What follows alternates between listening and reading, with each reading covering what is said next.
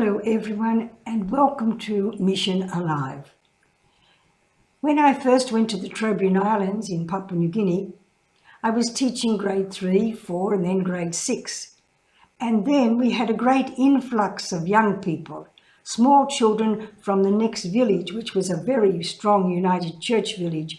And they always sent their children to school up to another village, Salamo, which was a long, long way away, far too long for these small children to walk. So we agreed to take them. We wanted to take them, and the people finally agreed to let us take them for preps 1 and 2. And after grade 2, then they would send them to Salamo. They would be big enough to walk. So we had this influx of tiny little Trobriand children, full of life, full of energy, wanting to learn. So it was decided that I would take the preps. I would take these 80 grade prep children. So there wasn't a classroom big enough to hold them, so we went under the girls' dormitory. It was a good flat cement floor. So we went there, no desks, nothing, just our blackboards and our paper and pencil. And it was difficult teaching 80 little children and keeping them quiet and keeping them entertained and letting them make a noise at certain times. One afternoon, when I was crawling around the floor doing things with each child, one of the little girls called out, "Sister, Mosakalaguyau, he's sleeping." And I said, "Well, if Mosakalaguyau is sleeping, let him sleep. And if anybody wants to sleep beside him, they can sleep too." Anybody could have slept, it would have helped. That was a long time ago. When much later, after the 80s, when I was teaching around the place, being in Mission Education Secretary, I went to visit the Trobes. And one day I was driving out to visit one of the schools, and this young man ran up in front of me, waving his hands, waving, "Stop the car." And he had a red card in his hand. I didn't know what the red card meant. And he said to me, Sister, my wife has to go to the hospital. She's got a red card. She's going to have a baby."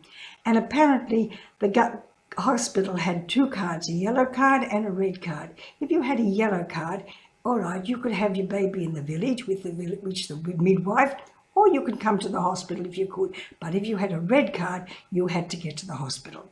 So this fellow's wife had to get to the hospital.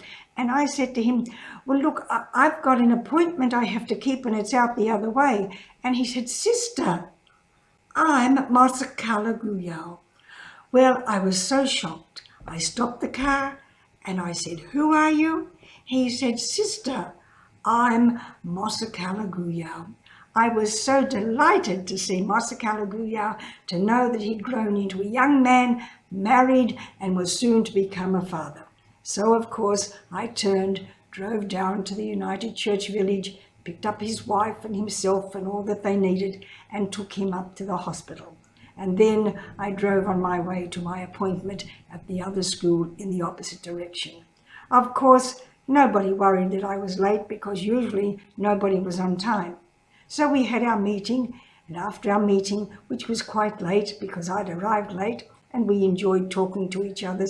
Often in the meeting, we'd break up and talk about something else. "Sister, do you remember? Sister, do you remember?" Yes, I remembered many of the good things we'd done in the old days. So on the way home, I thought, well, I can go up to Losuya and then go home to Kusaweta. So I went up to Losuya and called into the hospital to see if the red card had worked.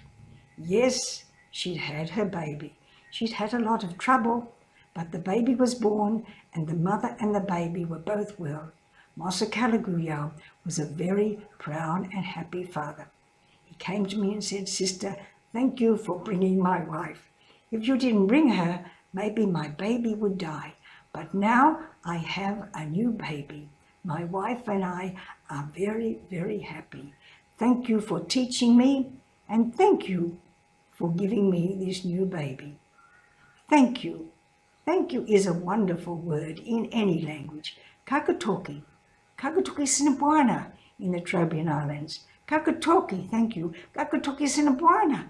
Thank you very much. You have done something really good for me. So thank you can change a lot of things. Thank you can make you feel happy. Thank you can make you feel glad.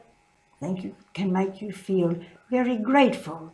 that you've done something to receive that reward of that thank you.